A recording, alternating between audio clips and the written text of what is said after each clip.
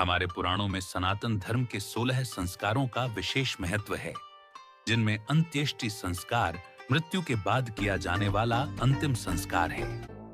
मृत्यु के देवता यमराज है। एक बार मेकल पर्वत पर नर्मदा ने अपने पिता भगवान शिव से पूछा, मृत्यु के बाद इंसान कहाँ जाता है?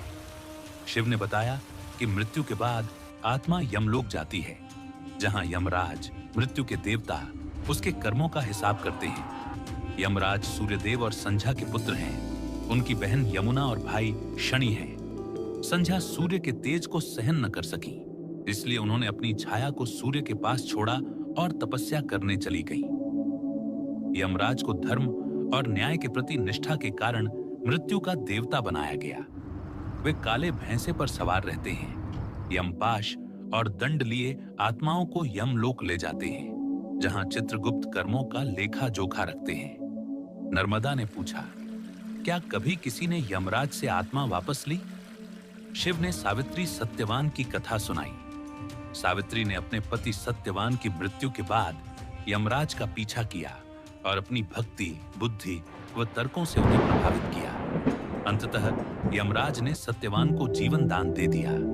यमलोक और कर्मफल। यमलोक में यमराज और चित्रगुप्त आत्मा के अच्छे बुरे कर्मों का हिसाब करते हैं।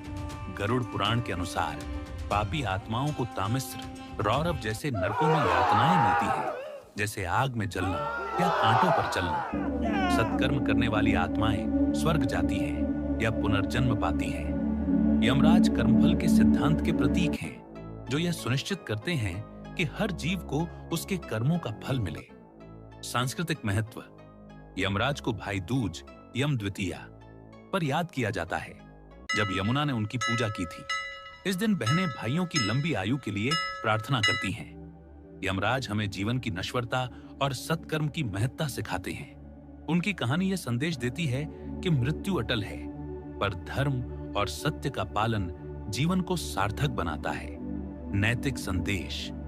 यमराज और चित्रगुप्त का कर्मों का लेखा जोखा हमें सत्कर्म करने और पाप से बचने की प्रेरणा देता है, ताकि जीवन और मृत्यु दोनों सार्थक हों।